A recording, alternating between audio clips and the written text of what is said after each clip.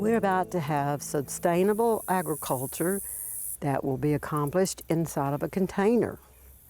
And there's a layering process, and Tom Anderson is going to show us how we can have great results. Well, this is kind of like lasagna gardening, where you layer everything and you use all natural products, whatever you have on all around. And like this here is kitchen scraps that we save from vegetables that we eat. No meat products. No meat products at all. No bones. And use coffee grounds. That's the best thing in the world for earthworms. And the bottom is out of this one. So when these get to where they're rather crackly, you can take the bottom out, That's right. Okay, I see all that good stuff in there. And then the worms will come up. That's right. Then what you do, I save all the little cardboard from the paper towel rolls, toilet tissue. Right. What's that? That's green. That is a bunch of green. You chop them up, just dump it all in there. That's layered. So you've got kitchen scraps the first. You got coffee grounds. Then you got cardboard, and then you have greenery. This here come off of the cannons. Oh yes. So, all right. Now, what comes next? You can layer it again. Okay. I use layer mine all the way up until about 6 inches from the top. Yeah. So. And then I will use either some old garden soil out here, whatever, you know, for the top for a seed to be sown in. Because you can't just sow seed in this. This here will rot. Yes. Well, that was going to be my question to you. As I see you doing this will compost down and your soil level will continue to go down. That's right. What do you do then? You just keep adding to it. You just keep adding, just like lasagna gardening. You just keep adding layers of different color. I'll add leaves to this. Yeah. That's going to be my next.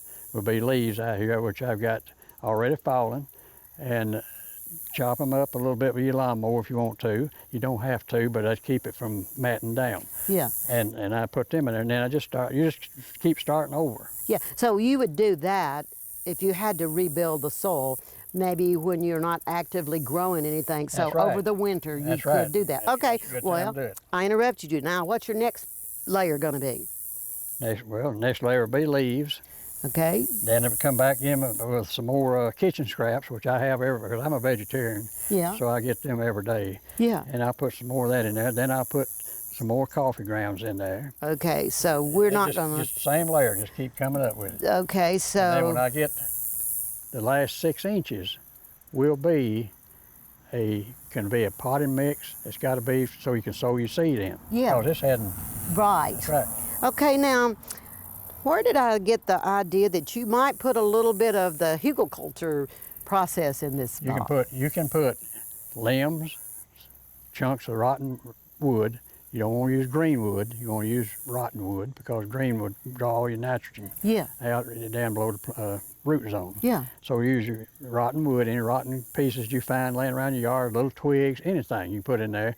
That's hugelkultur. And you just keep building it up with that, and then with these green and browns. Okay. Well, right here before us, you say these have been together long enough to been working and are the finished products, didn't you? Yep, that's right. Well, you said you put sticks in here, didn't you? There's some twigs. Can I go looking? Well, as you got your... I'm going.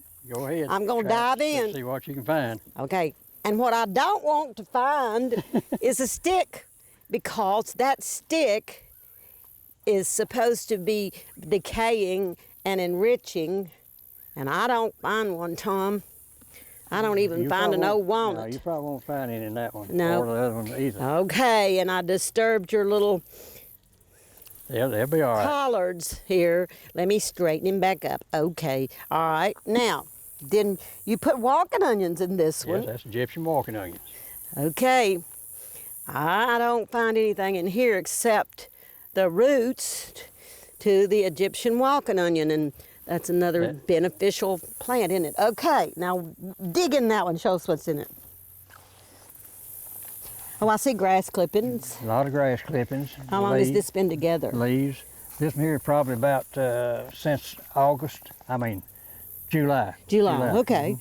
So that's July, And September. then your grass clippings, It's already broken down, really. So 3 months ago, this looked like what an assembled one once you get through with the layers over here. See, there's your Yeah, soil. I right see there. yep, I do.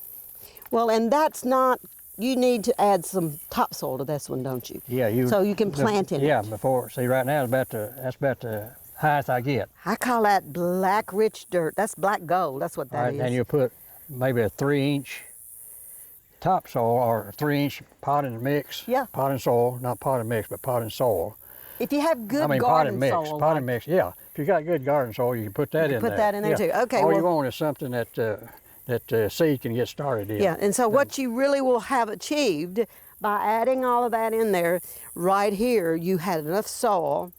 That's right. That you planted these purple top turnip greens. That's right.